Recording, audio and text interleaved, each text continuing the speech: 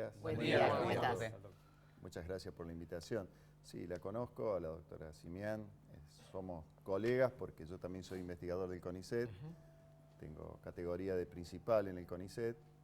Trabajo en una temática muy similar a la doctora Simián, por lo tanto compartimos congresos, las sociedades argentinas de investigaciones científicas, que todos los años nos reunimos a compartir en esta gran comunidad que es la ciencia y los científicos argentinos, que con tanto esfuerzo llevamos la ciencia adelante, el prestigio de la ciencia argentina, porque recién mencionabas la cantidad de citaciones que tiene la doctora Simián, que es un poco la medida de cuál es la calidad científica de un trabajo de investigación científica, es cuánto nos citan en el mundo por las innovaciones, los hallazgos que se generan en los campos científicos. Y realmente hoy, y destaco el hecho de que ella no haga menciones, digamos, solamente que se pasa por una situación complicada en la ciencia argentina, lo hace más loable todavía al comentario, y marca un poco la situación por la cual tenemos que competir los científicos argentinos en este momento. Porque cuando un científico en el exterior nos cita, es porque está haciendo algo parecido a lo que nosotros hacemos. Claro. Pero la diferencia por ahí es que estamos hablando de capacidades en recursos que son 10, 100, 1000 veces más recursos de los que nosotros tenemos. Y si uno visita la Universidad de San Martín, el instituto donde está la doctora, uno entra a ese lugar y ve que ese lugar parece del primer mundo, es decir, donde se hace ciencia, ¿no? Pero lamentablemente la pérdida de esta, ahí sí tengo que decir, de la política que marca el rumbo de la ciencia y la tecnología, está llevando a que muchos investigadores, que muchos de ellos no se animan a hacer esto que hizo la doctora Simián, estoy seguro, están pasando por situaciones donde ven en peligro sus líneas de investigación que llevan años. Genera mucha vergüenza ajena, porque ustedes vieron el arranque, yo quería que viéramos el arranque, cómo Santiago Almagro la saluda como un ciudadano común y le dice, vos sos científica, ¿no? Y ella así humildemente empieza a explicar, te genera hasta dudas. Esta mañana, ¿qué fue lo primero que hablamos? Yo voy a hablar de este tema, vos me dijiste, primero fíjate si es cierto. Porque claro, dudas de que sea cierto. ¿Cómo puede ser que una eminencia en materia científica haya ido a la televisión a ver si se ganaba 500 lucas para seguir laburando? El simbolismo que tiene la imagen es muy impactante. Muy fuerte. Sí, el deterioro del sistema científico argentino lamentablemente está llegando a una crisis que si esto no se revierte de manera inmediata va a costar muchísimo volver a retomar, porque como dije recién, las actividades científicas llevan tiempo, no se pueden construir de un día para el otro. O sea, hay recursos humanos, hay laboratorios, hay animales por detrás, bioterios. Y hace poco se reunieron los directores de las unidades ejecutoras del CONICET, aquí en Córdoba, donde escribieron un manifiesto donde hacen hincapié en las necesidades de revertir esta situación de manera inmediata. O sea, es decir, necesitamos volver a recuperar políticas científicas que nos permitan mantener primero el sistema de prestigio que tenemos en la ciencia argentina y segundo, evitar que esto caiga a un lugar que después es muy difícil volver a retomarlo. Bueno, ¿qué plan tiene para la universidad? Esto. Porque usted lo que busca es el gobierno de la Casa de Trejo. La universidad es ciencia. Yo vengo del campo científico y la universidad es ciencia, aquí y en cualquier lugar del mundo. Y a partir de la ciencia uno construye la docencia, o sea, los procesos de enseñanza, de grado, de posgrado, construye la investigación científica en todos los campos disciplinares que tiene la Universidad Nacional de Córdoba, desde las ciencias duras, las ciencias humanísticas, las sociales, la creatividad, porque también tenemos arte, es decir, y a partir de ahí también se puede hacer la extensión universitaria, que es lo que nos permite vincularnos con los sectores sociales y generar este intercambio de saberes, ¿no?, con los sectores sociales. Y eso hay que promocionarlo, hay que apoyarlo, hay que sustentarlo dentro de las universidades. La Universidad Nacional de Córdoba es una de las más importantes de la región latinoamericana, por su antigüedad, por su trayectoria, y también constituye una universidad de referencia en el sistema universitario argentino. Entonces es necesario que recuperemos la universidad primero como centro de la creatividad y la producción de ciencia, para que después todo el sistema universitario argentino pueda en alguna medida también ser receptora de esta ciencia. Hoy hablábamos, decir, la ciencia se distribuye en algunas universidades y centros que están generalmente en Buenos Aires, en Córdoba, en Rosario, en Mendoza, pero universidades públicas hay en todo el país. Entonces eso permitiría, por ejemplo, si se generan políticas de reactivación del sistema científico universitario, que nuestros investigadores que se forman en estos institutos tengan cabida en cada una de las universidades públicas que tiene el país. Y esa ciencia que se genere en las universidades públicas es lo que va a desarrollar los 3 pilares fundamentales que tiene todas las universidades, que la mencioné recién. ¿Es necesario sí o sí presupuesto para todo esto o no necesariamente? Necesariamente hace falta presupuesto, pero también hace falta que revisemos las formas con que son construidos los presupuestos en las universidades argentinas. Las universidades argentinas hoy, cuando viene el presupuesto nacional, atienden básicamente 3 funcionalidades, ¿sí? Una es educación, la otra es ciencia y tecnología y la otra es salud. Son 3 funcionalidades. Hoy, prácticamente la única funcionalidad que se discute en el presupuesto nacional para las universidades es el de educación, porque de ahí se pagan los sueldos. El 92% del presupuesto cubre sueldos. Y las funcionalidades en ciencia y tecnología y las funcionalidades en salud prácticamente no han sufrido modificación en los últimos años. Claro, y lo particular es que no son sueldos demasiado onerosos, salvo determinados cargos. Sumado a eso, digamos que estamos hablando de un deterioro importante en la parte salarial de todo el personal universitario, digamos, pero es fundamental que la discusión de los presupuestos en las universidades también se integre dentro de lo que es el Consejo Interuniversitario Nacional, el CIN. O sea, decir, el CIN últimamente, porque fue también noticia, el doctor Yuri, presidente del CIN, asistía a las reuniones con el CIN a pelear por el presupuesto, pero era pelear con los diputados que le dieran una fracción más a expensa de que se sacaban de otras partes públicas del Estado.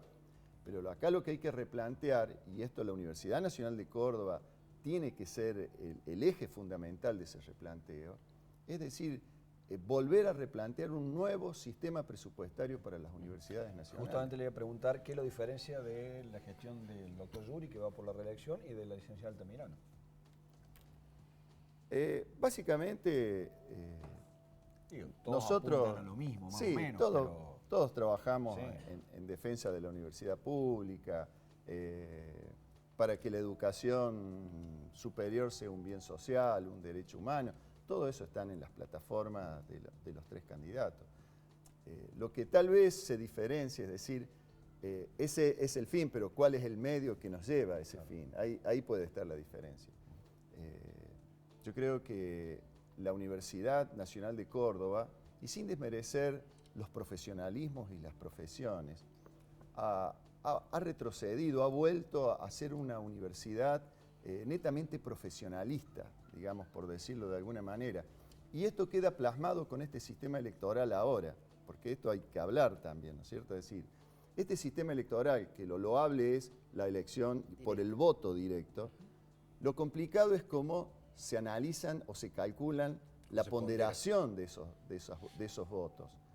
El sistema de ponderación que tenemos ahora privilegia aquellas facultades que son grandes, ¿sí? Y que cuando uno ve son facultades de ciencias médicas, derecho y las ingenierías, ciencias exactas. Por lo tanto, volvemos a las carreras mayoritarias que antes de la reforma inclusive eran las que dominaban la universidad.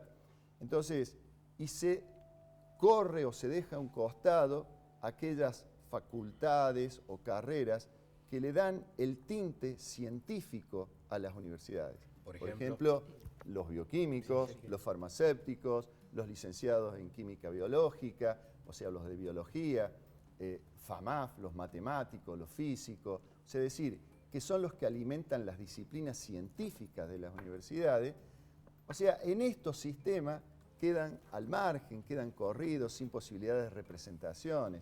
Entonces, es decir, tenemos que recuperar que la universidad, y ahí está gran parte de la diferencia que tenemos actualmente con Hugo, es el hecho de que tenemos que volver a recuperar las representatividades de las facultades, porque ahí están representados los campos disciplinares, ahí está la ciencia.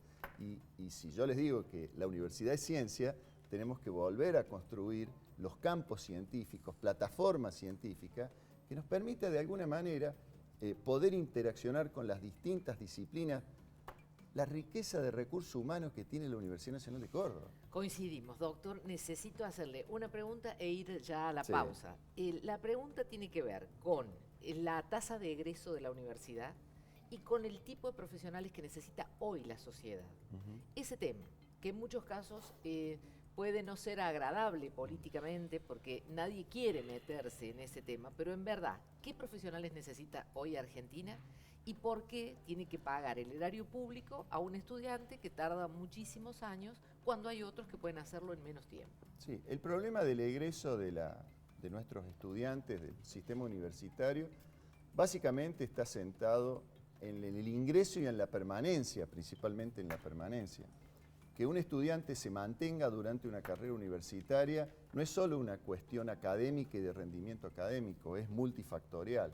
Entonces, para que mejoren las tasas de egreso de nuestras universidades, la universidad tiene que tener sistemas de tutoría, contener al estudiante en la diversidad de problemáticas que tiene.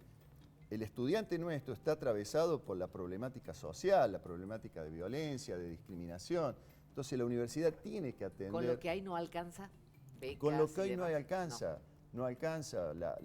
Hay que mejorar los sistemas de beca, hay que sostener a los estudiantes y permitirles que los estudiantes puedan acceder en la accesibilidad del estudio, estudiantes que trabajan, mejorar la accesibilidad de esos estudiantes para que el rendimiento pueda ser acorde con lo que uno espera. Eso es fundamental. Sí. Y respecto a las profesiones que se necesitan en el país, eso también hay que tener cuidado cuando se hacen esos análisis, porque hay una tendencia de decir, ¿dónde están las evaluaciones hechas de las profesionales que hacen falta en el país? Entonces hay una simplificación, es decir, y bueno, al país le faltan técnicos.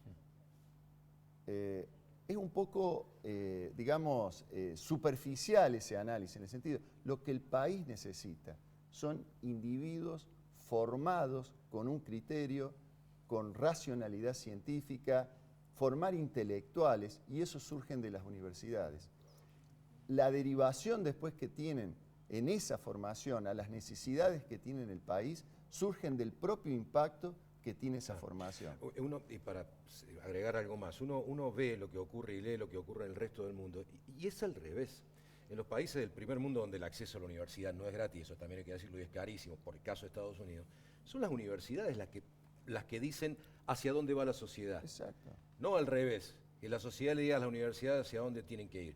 Ayer comentábamos con Alfredo una investigación que hay respecto de las dificultades que va a haber en el futuro para el tema de la exportación de carne en Argentina, porque se viene la carne sintética, carne, bueno, que no va a ser fácil exportar carne para los países como los nuestros por el tema del metano, del ganado, todo eso sale de las universidades, que marcan el horizonte hacia dónde deben ir las sociedades. Mire, nosotros tenemos que dejar de ser... universidades con mucha plata, ¿no? No importa, pero nosotros tenemos que dejar de ser... un crédito después. También nosotros tenemos que dejar de ser un país exportador de materia prima, tenemos que generar... Y para poder... Desde 1800 bueno, lo venimos discutiendo. Pero fíjense, ¿dónde están los proyectos y procesos industriales que se han generado a partir de proyectos que derivan de la ciencia? Hoy en la Argentina esos datos, lo que pasa es que no tienen volumen, pero los procesos de transferencias que se llevan a sistemas productivos desde el sistema científico son los más exitosos. Y para poder tener transferencia y es decir, formar profesionales que necesite el país, nosotros necesitamos formar profesionales que transformen la materia prima en procesos industriales, que transformen la problemática social en soluciones sociales. Y eso se hace a partir de las universidades. Las universidades en cualquier lugar del mundo son los motores transformadores de las problemáticas sociales. Bueno, y eso llegamos hasta acá. No vamos nosotros a a poder con todos los temas de un debate tan No, amplio obvio. como este. Le deseo mucha suerte, Gustavo. que vaya Muchísimas muy bien. gracias y bueno, y hay que alentar a que todos los Voten, que voten. mucha gente Sí, vote. el 16 de mayo, por favor, es importante la participación. Gracias, decano, muy Muchísimas amable. gracias. El decano Gustavo Cheabrando de Ciencias Químicas.